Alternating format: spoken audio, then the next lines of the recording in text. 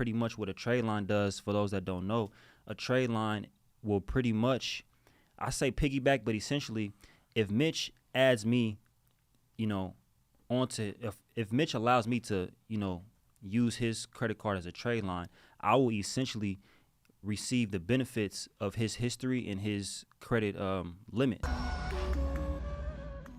What up, man? It's the boy PushmanMitch, the host of the No Love podcast, man. I'm here with my brother, man, a.k.a. that boy Villa. He ain't a villain, though. Villamonopoly, you in the building, bro. Thank you for coming. What's going on, man? I appreciate you, man. I'm happy to be here, man. You already know. All right, bro. So, look, man. Overdue. The people don't know, man. You knew me when I was driving an Uber and shit. Yeah, man.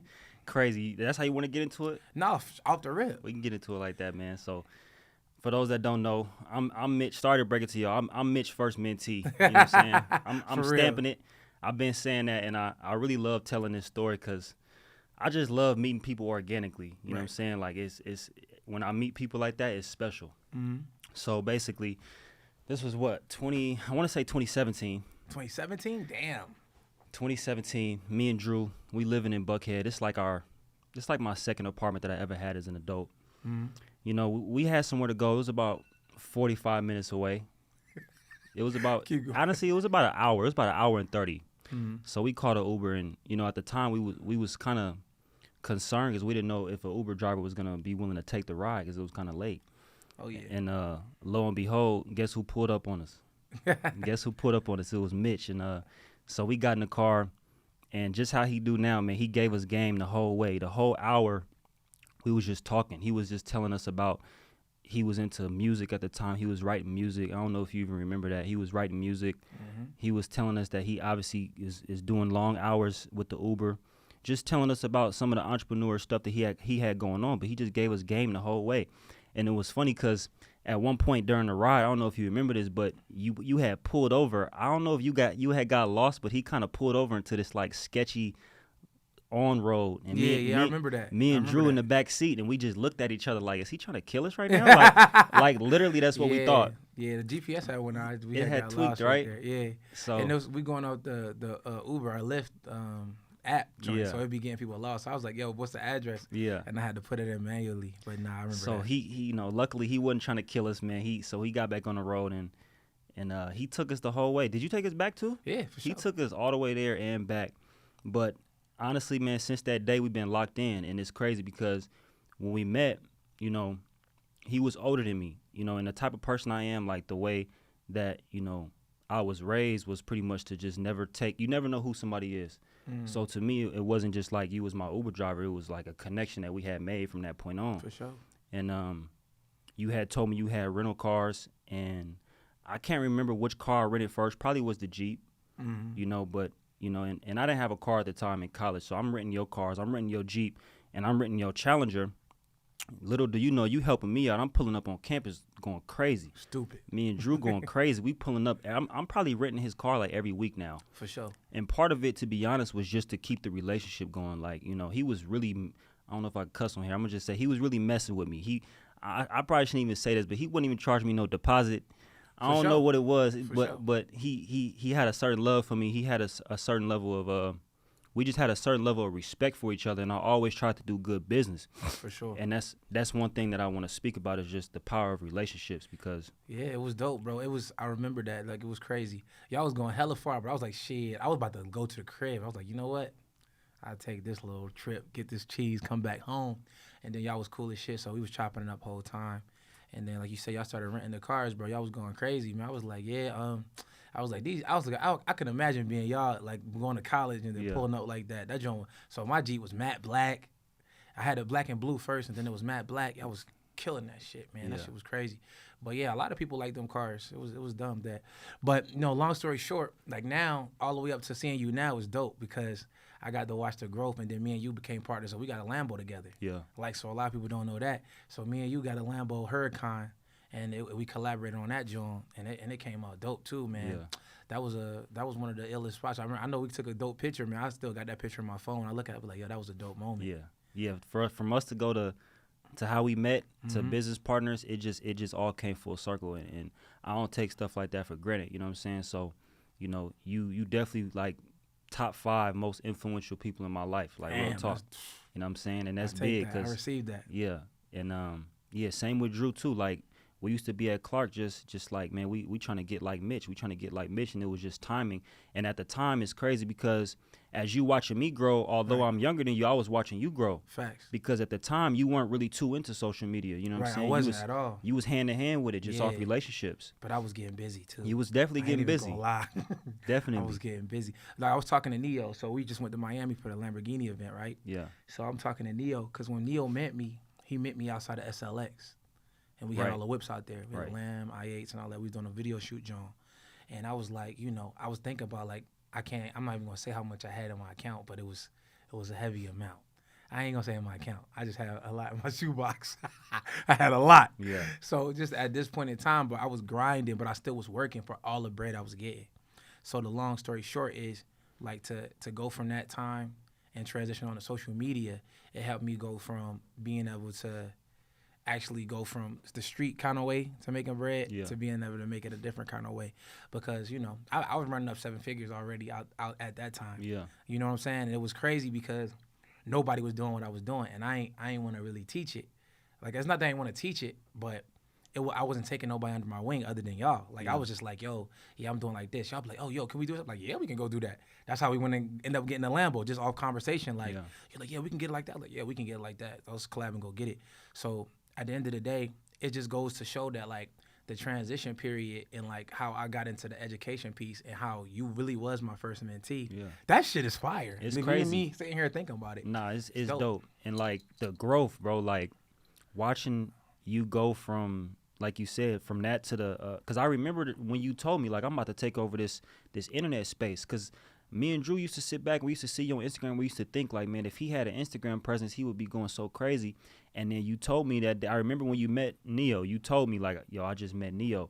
And so it's like, from somebody, for those that, you know, y'all, people look up to you, but even you met somebody like Neo who maybe was somewhere where you was trying to get to where he was at. For sure. And so you took game from him. Yeah. And you literally just, you know, you pretty much duplicated. For sure. Which is pretty much the name of the game. You literally success leaves clues, for sure. Right. So only thing about it is, bro, you gotta find somebody coming back from where you're trying to go. That's all I figured out. I figured that out early. So I seen people come back from where I'm trying to go. Not only just Neo, Gooch, Him 500, All This Good Energy, New Age CEO, all these dudes who I'm seeing doing the same things. Like, they in different industries, but they doing the same thing. But, you know, I luckily got to meet them organically. Yeah. And then I got to learn from them as a friend tour. So I ain't had to really get mentored by them. It was just like, yo, just the same way I was giving you game. Exactly. I had to just be like, you know, they'll be like, yo, Mitch, you know, if you do this, it'd be lit. If you do this, do that. Yo, I made this much doing this. I'll be like, really? That's crazy. And then I'll just take it and do my own thing with it. Right. So that's the dope thing. But I don't want to get away from the part that where you at now, because, you know, I see you got a lot of ice on now. You got your swag. I see you developing, growing, you in real estate and all that. I see you doing that with your pops. I see you doing the credit repair, going crazy. So let's talk about that. So what's new in 2022? What we got to look forward to? What you got going on? So 2022, I was just talking to my team. I feel like right now I'm a veteran. You know what I'm saying? If this was like, you know, the league or something, I feel like you know, in my early 20s, obviously the pandemic changed a lot, but, you know, I made a lot of investments. Some worked out, some didn't. But now sitting to where I'm at today, it's like everything that, you know, I've been doing the last couple of years, I feel like I'm a veteran at it. So in terms of real estate, you know, real estate is really where my passion is at. That's kind of where the name Monopoly came from. So for those that don't know, like, you know, my grandpa, he was a real big boss in real estate, you know, back in his day. He was actually the president of the real estate board in Oakland, you know, so he's kind of like the pinnacle of my family hierarchy, you know, and kind of that nature. But that's kind of where I get my branding from is within real estate. And then obviously with my whole Monopoly brand, I wanted to pretty much do travel. And so how I got into travel was pretty much, ironically, my dad, he worked at Southwest. So when my dad was working at Southwest, I started hustling the buddy passes. You already know how that game is. Right. So I started hustling the buddy passes. But, you know, I would write in my journal and I would write on my vision board. And I had this vision, obviously, from you putting me on the rental car game. I wrote in my vision board what my travel business looked like, and it consisted of, you know, flights, rental cars, hotels, or Airbnbs. And so pretty much that's what I'm on now. You know, I got my car rental company. You know, as you spoke about, we got foreigns, you know, but I really want to focus on the economy game right now, because that's just killing it. As far as Airbnbs, I got a couple Airbnbs that's up and running. Like you said, me and my pops, we actively investing in real estate to this day, and that's just on a legacy tip. That's just something that is just so important to me. That's dope, bro. You really family oriented though. Yeah, for sure. I see you keep your sister around, and your pops is something that you always talk about. We did a business deal with your pops, low key. So that's dope. Like a lot of people don't have that foundation. So talk about that. Like how important is that to you? Like, man, so family is like, it's everything to me. And as far as my pops, it's like I come from a family. Luckily, you know, I'm blessed. You know, I wanna first and foremost say that, because I know a lot of people don't have that. And because I was blessed, I try to, you know, use the gifts that I've been given to help others. But essentially, you know, I come from a lineage of stand-up men. You know what I'm saying? From my grandpa to my dad. You know, if anybody knows my dad, you know my dad. He's a stand-up guy. You know, we got, you know, respect for being good men. You know, we not respected for nothing, you know, for nothing corny or just we about our business. I'll just put it to you like that. Facts. So as far as my family goes, that's kind of where it all started. And even with my mom, you know, growing up, my mom had a fitness business. So growing up, being an entrepreneur wasn't really far-fetched to me. You know what I'm saying? It wasn't like, you know, I know creating a business, it seems so scary to some people, but for me, it was like I really didn't see it no other way. Right. And granted, I always knew I wanted to be an entrepreneur, but, you know, obviously our parents, given the time that they grew up in, there is some fear, just a little bit of fear that they put into you just because of, you know, how they was raised. You know, our generation, we changing the game. We literally can create businesses out of whatever passion that you have. Right. So I say all that to say family is definitely very important, and it's a big part of who I am. And yeah, like you said, I keep my sister with me. She got the entrepreneur bug now. She want to get into Airbnb and things like that. So it's just dope, man. But a lot of it is because of you. Like, real talk, because you influence me, and I got a strong influence where I'm from and the people that's around me. So if I get influenced by you and I go and I can reach hundreds of people as well, that's just a trickle effect of something that you started. You see what I'm saying? That's what I like, bro. So my goal is to make 1 million millionaires now, right? People hear that and they be like, how you gonna make 1 million millionaires? But it's not even hard. If I can make, all right, let's just say if I make 10 millionaires personally, and then you make your kids millionaires, right? That's the same thing, right? I made them all millionaires because it started here. It's a catalyst.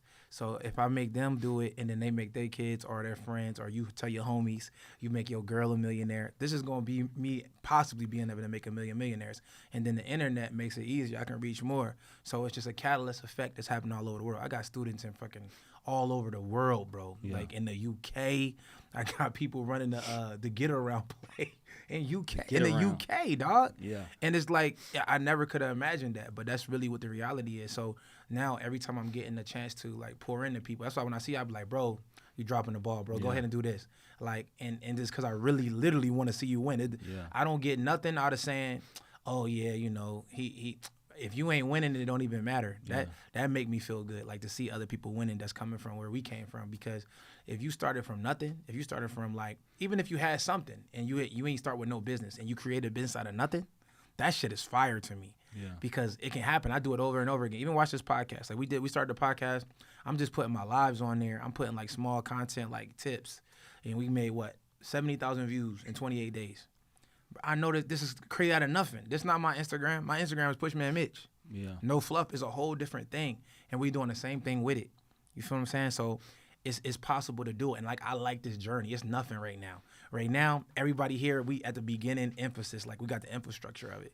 And the creating the infrastructure is fun to me because all it takes is these signs: hustle, execution, and grind.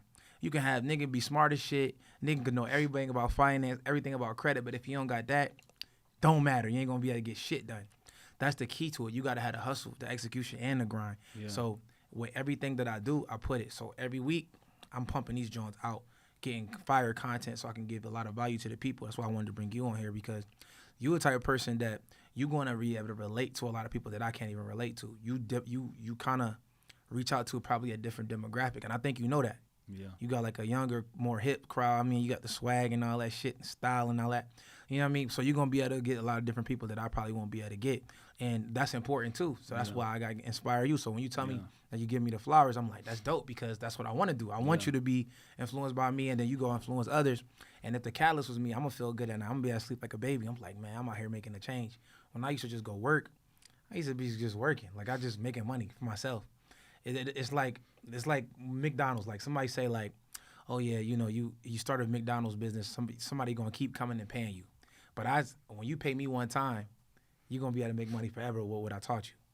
Yeah. So it's totally different. You pay me one time, now you can go make money forever, tell your family how to make money. You go pay McDonald's, you're going to go back again and keep paying them. My job, the best job in the world. Yeah. To help other people make money. So that's why I got y'all on that shit. So you teaching credit repair too? For sure. Credit repair. Credit repair is something that we definitely focus on right now. And I love credit repair, Ben, because it's like we actually helping people. It's not just about the money. Yeah, it's good money, but it's like we actually get to help people. And it's crazy because so many people they just don't know. They just haven't been given the information. And even if they have been given the information, a lot of times it's been the wrong information. And even me growing up, you know, I watched my mom struggle with credit card debt. You know, I watched my dad. I'm not really sure too much, you know, if my dad had problems with credit, but I just know that I'll say that the millennials, we look at credit way different than, you know, our parents' generation. We look at credit as like a tool, you know, and now I'm teaching my mom about credit, you know, and it's like because she's older and her credit history is so long, she's able to do some things with her credit that's powerful. So crazy. Credit is just so dope, man. And so give us some credit game. Some credit game. Let's talk about how somebody can pretty much piggyback, or essentially, if you don't have credit, kind of jumpstart, you know, your credit profile. And I can say that by saying, you know, I know for one, you have put me on one of your trade lines in the past. For sure. You know, just off the strength. And pretty much what a trade line does, for those that don't know, a trade line will pretty much, I say piggyback, but essentially, if Mitch adds me, you know, if Mitch allows me to, you know, use his credit card as a trade line, I will essentially receive the benefits of his history and his credit limit. So if Mitch has a $20,000 20-year credit card or 15-year credit card, and I use that as a trade line, well, now that will reflect on my credit report. Now, keep in mind, that's a secondary report. It's not primary, which means it's not my own credit card, right? I won't have Mitch's credit card to go be able to spend that limit. But what that will do is that'll pretty much get me in the door. My boy Drew, he calls trade lines like jewelry. You know, like jewelry, it may get you in the door to be able to talk to that girl, right? But you still got to close the deal. When you take that jewelry off, you still want to be able to stand on your own 2 feet. So trade lines, I know it's a lot of misconceptions with trade lines, but when that trade line comes off your credit, you still want to have primary accounts.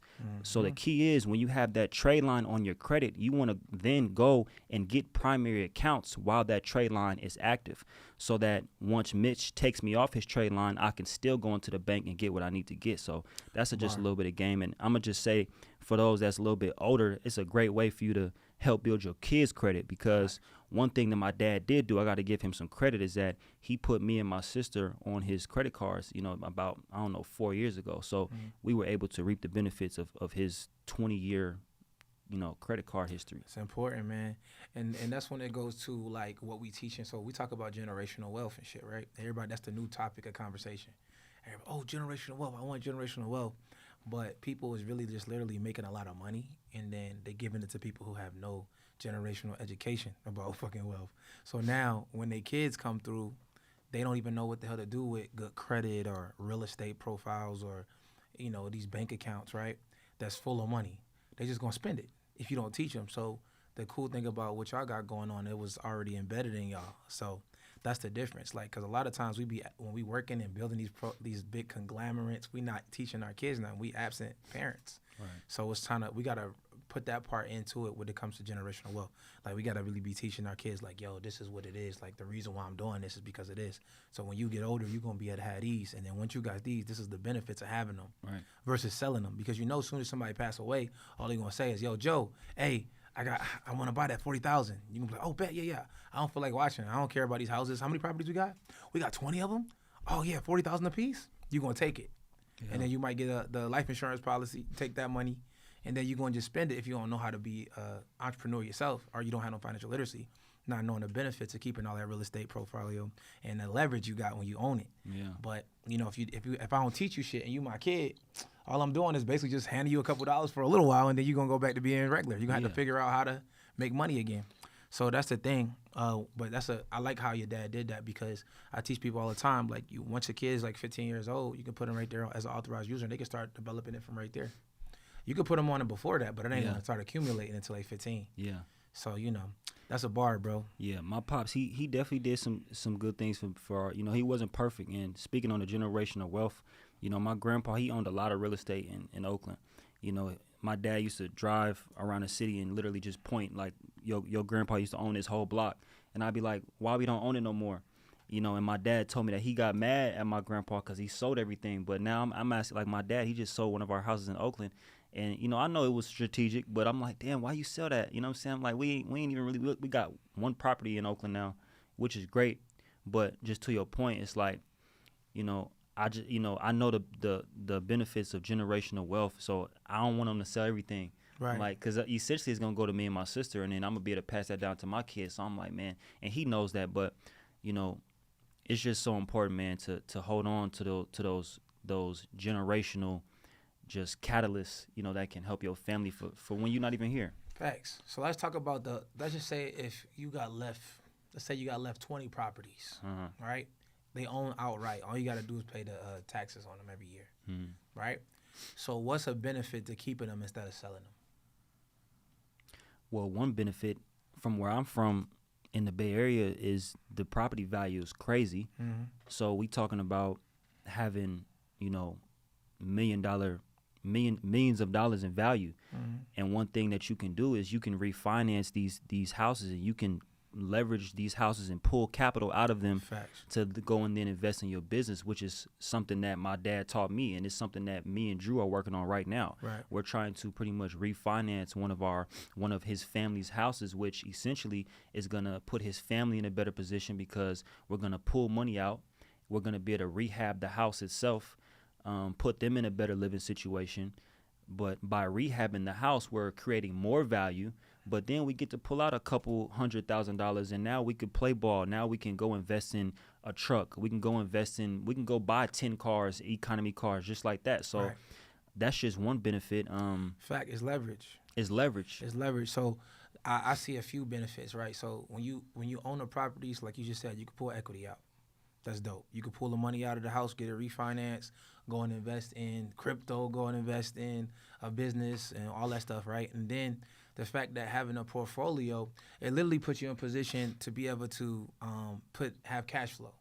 Right. So you got people living in there. So you can have, you can get a property management company, get all the cribs, have people living in them. It provides cash flow as well as just sitting there. It's not like it's just sitting there and you just it's taking money.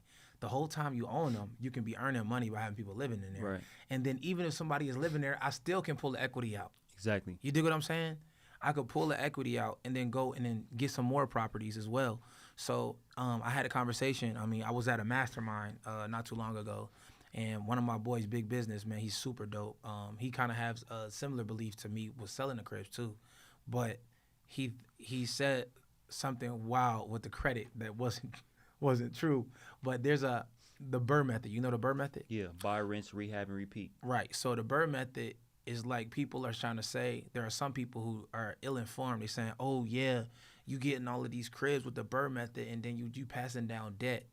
But if you're alive and you got the debt, what's the difference if you educated your kids on what to do? There's no difference. It's the same exact thing. While I was here, I should never get the debt while I'm here then. If I can keep doing a Burr method and get up to 20 properties, and at some point in time, after 30 years, own all of these properties, and then my kids can own them.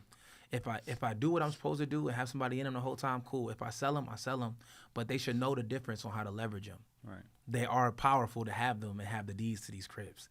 So that's the thing. It's something that people don't talk about because generational wealth is just something cool to say, but it doesn't work unless you educate your kids or your girl. Like, that's another thing. You got to tell your girl how to run the play. Right. Your girl got to know how to run the play too. Nah, your kids, because look, so if we really talking generational wealth, and then I got a girl or I got my wife, and I don't teach her how I'm getting my bags, I'm just teaching her halfway. Then when I pass away, she can't tell her kids how to do it. She don't know how to do it. So what's she gonna do? Sell everything. Right. They going, oh, I don't want to manage them. I'm tired. It's getting on my nerves. They offer me $40,000 for something that's worth $150,000. You feel me? Yeah. A wholesaler got her ass quick. Boom, got her under contract. It's over. So now, at the end of the day, that's what's the most important. It's the financial. We got to get the bread. Okay, cool. Generational wealth. We get our trust. We get our life insurance policies. We get our real estate. We passing down portfolios. Cool. But we also got to educate them. That got to be like part of the curriculum when you leave, like after school, after you get out of school, get out of class, you got to go to financial literacy class. Let me show you what's going on with the family business right now. Like, yo, this is what we doing. This is how many properties we got. Let me show you what happens with properties. This is what you can do. Just imagine if you was exposed to that information as a jit. Yeah. You know what I'm saying? When you a young boy, I'm exposed to, like, I don't know a damn thing about real estate when I was in school. I'm talking about nothing. My parents ain't own a house. We rented houses everywhere. I rented houses in Philly. I rented houses down in Savannah. We rented houses everywhere we lived. So we ain't know a damn thing about real estate. So what you're looking at is like, imagine if I came home from school after going to school, learning about algebra, all this shit that I'm never using ever. You feel me? And then I come home, mom, and be like, all right, cool. So look, we own this property. You know what I'm saying? So let me show you what you can do when you own a property. Just exposing you to this. You can pull equity out by doing this. And then teaching me about credit and teaching me all that. You know what I'm saying? Just imagine how powerful you would be when everybody else panicking. Like when you in college, nobody know what the fuck going on. But you like, oh, yeah, ain't no big deal. I'm going to go buy me a couple properties. Like every time you get, like, let's say you got full Pell financial aid, and you getting that bread back every month, you just stack them joints. Look, I ain't even going to spend them. I'm going to keep them joints, and I'm going to go buy me a property, $15,000. Right. I go buy a property for $15,000, like one of those, the worst strip on the block. Worst crib on the block, buy it for $15,000. And then now I just hold it until somebody offered me over 15. And I know that I can do that. If I never knew I could do some shit like that, I'm gonna just do the same shit everybody else do. Go buy bottles, go pop this, go work a job, go find whatever fucking degree I want to get for my shit, and then go try to get a job somewhere to pay off my debt. Yeah. But not knowing that I can buy cribs, cash, and then niggas is gonna buy them over what I paid for off the top. It's never gonna. If I go on like Redfin, if I go on all of these different websites where they sell property, and I go find the ones that's been on the market for a long time and their lowest price, they're never gonna be that low again. That property never gonna be that low again. Now I could clean it up, I could rehab it, but I also cannot rehab it and sell it as is. My homie Big Business do this shit in every city. He getting joints for 15, 20,000, selling them for 60, 80. No work put into it. He just had to buy it. He don't do no credit. Yeah. So just imagine if you collaborate with the both. Like, I know credit game, I know the cash game, I know what leverage look like, and then we teaching our kids this shit. So it's gonna be a totally different conversation. Niggas ain't gonna be worried about working for nobody. It would be impossible to hire some of these kids. You know what I mean? Just think now. So now we going into an age where they doing NFTs and they doing crypto. So now the kids is like in high school, like, let me play with this NFT. They just joking around because they don't got no bills or nothing, and they becoming millionaires. So like you were saying, like it's everything, the millennials has changed the game up, and it's hard for us to relate to the people who was what in the essence was trying to protect us though. Right. Because when it comes to going out and being an entrepreneur and not getting a job, it's like, oh yeah, you might fail. Let's get something under your belt. That's why they always teach us like, oh, they're trying to protect us. Backup plan. Yeah, they're trying to protect us. Yeah. So and I want to know what's going on because you got a whole platform where y'all teach everybody, right? Yeah. So let's talk about that. Our trading education platform is called Foreign Profits Money Club. That's what's on the chain. Okay. I see you blinging, my boy. Yeah. So that was actually my first company, and it's real special to me because it was my first company, and I started it with a group of friends. One of them which I graduated from Clark with, and it's just a testament to, these were people that I met in Atlanta.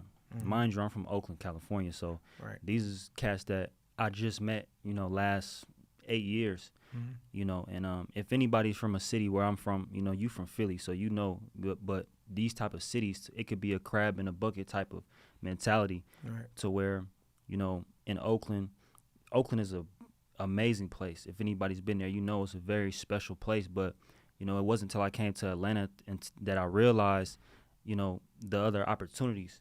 And I always knew that, I always knew that Oakland wasn't the end-all, be-all, just because I had the type of mom that just was pushing me, get out, because she understood how important it was for me to leave. But I'm saying all that to say, I started my first business with a new group of friends. So if anybody is watching this and you feel like, oh, your core group of friends is just not on your same type of mindset, because I love my friends back home, but I always knew that I had a different type of mindset, and I always knew that I didn't have the people around me to pretty much just to kind of make me better, hold me accountable. And so the owners of my company, Drew, TJ, and Mello, and we a special group because we all bring something to the table. We all smart, and we all on the same page. It's like we friends, but we real hard on each other. Like we talk mess to each other. We'll call each other. If one of us, like TJ, I'm harassing him every day. My sister will tell you I'm blowing his phone up every night. We need to back test. We need to get on the charts. Like I'm really on his line, and they hold me accountable the same way. So, Foreign Profits Money Club is our pretty much, we teach Forex education. We teach basically how to invest. We've been trading for about 4 or 5 years now, and now I can say that we at a place to where I feel like we veterans. We lost a lot of money, we made a lot of money, and now we've learned so much when it comes to trading. A lot of it was from other people. We've learned the importance of probability. We've learned the importance of risk management, percentages. So when I first started trading, when you first hear about Forex, you think you're gonna become rich, you think you're gonna make all this money, but in reality, you really only need a small percentage. If I can make 10% of 100,000, well, that's $10,000, right? And I know most people think, well, I don't have $100,000, but luckily now there's things called proprietary trading firms where basically you could take a challenge, and if you win the challenge, a trading challenge, they will give you funding. So, I didn't have $100,000 to put into my account, so we took these challenges, and luckily we've gotten good enough to where we can win these challenges. So we just won a challenge last week, and we got funded $100,000, right? So, yeah, it may be hard to do 10% because in the challenge you have to make 10%, right? So for the $100,000 challenge, you have to make 10 grand, which is not easy to do. It sounds easy. It don't even sound easy because I know what it is, but it's very difficult to do. But once you get that $100,000 and you've made that 10%, how easy would it be to just make 3%? Let's say I just needed 3%, right? That's 3 grand. But imagine if I took and won that challenge 10 times and I had 10 funded accounts. Now, mind you, that may be far-fetched to some, but let's say you've been working at this for a couple of years and you've accumulated 10 challenges and you made 3% across those 10 accounts. Well, that's $30,000 a month off 3%, right? Which you should be able to do if you've made 10. So I'm just saying that to say that through my education, through me having a mentor who just put it into perspective, the reality of trading. Some of the best traders in the world, they not trying to make 10% in a month. Cats on Wall Street, they only going for a couple percent a year. So when you be realistic with yourself and you kind of just do the right education, you realize that, this trading thing, it can work because it's hard. It's one of the most popular things for a reason because everybody wants to be able to sit at home and just press buttons and trade and make money. It sounds cool. It is cool. It's money. We can make thousands just like that, but it's a lot of work. So, but yeah, Foreign Profits Money Club, man. Shout out to my team. Shout out to TJ, Mello, Drew. They're my guys, man. We locked in. I encourage everybody to find a team, and I just love the path that we took because we all support each other, man. There's no hate. And we branched out and have created businesses on our own. Mello got a tax business. TJ got a jewelry company. You know what I'm saying? And I'm a rep they stuff like it's mine. So that's what we on. That's dope, bro. That camaraderie different, man. That's what we do in Atlanta, though. Yeah. At the end of the day, I'm from Philly too. I'm from Atlanta now, boy. I ain't gonna cap you down. Like when I came down here, man, it's the way. It's people who look like us who doing major things, and then not only that, but they want to help you do major things. So that's the difference, man. I go to Miami. I went to L.A. I be trying to collaborate. Nobody want to collab down there. In Atlanta, we all like, look, bro, let's get together and do this. Yeah. Oh, yeah, you having an event? Let's all go show up there and go show you love. Oh, where you going to show love? Oh, I'm going to go show love to yours, too. It's just automatic. Like, it don't got to be forced. It's just like people want to help you here. So that's what I like about Atlanta. And it's cool that you met your group like that. All your boys is cool. Like, I fuck with them. So, at the end of the day, that's a good circle to have. Your proximity is important. And like you said, all of y'all bring something to the table. You never want to be the leader of your group, though. If you're the leader of your group, then that means you need to change your group because at the end of the day, if it's not iron sharpens iron, then what are you doing? Like y'all be stagnant because if everybody's pulling from you, what's happening to you? got to be iron sharpens iron. We all got to be able to like, all right, bet. Okay, cool. Okay, bet. We learning. And then if it's that situation, if y'all all get equal, that means y'all go to another room together. If somebody don't want to go to the next room with y'all, you know who to leave behind. Like, it is what it is. We got to constantly keep going. So I can see y'all going together. I see, like, when one of y'all get jewelry, all y'all get jewelry. Yeah. Like, anytime y'all get, like, that's what's dope. Like, it's cool. So it could be a lot of different ways. Y'all could be doing a lot of different things, and I like to see all the stuff y'all be doing. I see y'all students going crazy. Yeah. So you got to make sure you keep doing it. You got to keep your foot on their neck for real. For real, yeah. And I like the way you handle your team, too, like how close-knit you and your brother are. Like, I peeped that from day one. Yeah. Like how you and your brother moved. That was always dope to me. I really like stuff like that. So, yeah. Yeah, now my brother, man, without my brother, man, I would not be here, dog. I'm just keeping it a bean. So, you know, whatever y'all see me with, any car y'all see me with, that's his. Let's just be real. Any house y'all see me in, that's his. So that's what it is for me. So at the end of the day, it's just important for me to educate him too. Like any plays that he might not have what I be able to get. Like I might be able to get something done that he can't get done. Yeah. But it don't matter. I'm gonna educate him on how I did it. So if I do fall, he got me. He can be able to hold it down, and that's just what happens. So you want to leave him with a message before we end the episode? A message. Yeah. Man. Just tell them where to follow you first. Follow me at Villamonopoly, VILLA, and then the word Monopoly. A message, man. I mean, I guess I can end it off by just saying the importance of relationships, man. Like I met this guy in an Uber. You know what I'm saying? You never know who somebody is. You got to treat the janitor the same way you would treat a CEO. You know what I'm saying? I didn't take it for granted when I met him, you know, and y'all may run into him the same way. You know, hopefully y'all do run into him. It's a special man. I appreciate it. I appreciate him for having me on here. But I just want to talk about the importance of relationships, man, because relationships is currency. Who you know is very valuable, and just never take for granted who somebody is. Always be solid. Always do good business. I made sure that whenever I rented one of his cars, I tried to just do the best business that I could so that he could rock with me. Like I wanted him to see that I was a certain type of person. So just do good business, man, and be intentional about being that way, because he's intentional about giving me game. He gives me game on purpose. It's not like we just kicking it and it's just like he'll literally pull me to the side and be like, "Lo, you need to do this," or "Let me tell you about this." That's like when you really rock with somebody, when you really got love with somebody, you give them game intentionally. When somebody wants to help you, they're gonna really help you. So I just wanna, just put that energy out there, man, and yeah, man, I appreciate you for having me on here, man. It's lit, bro. That's No Fluff the Podcast episode, Villamonopoly. Y'all make sure y'all follow him on all platforms. I'm going to put it underneath this video. Make sure y'all go show him love. If you want to get your credit fixed, they do credit repair. If you want to get into the trade market, they're going to show you how to trade. It's easy, man. You already know what time it is. See y'all in the next episode. All these whips, I feel like Mitch.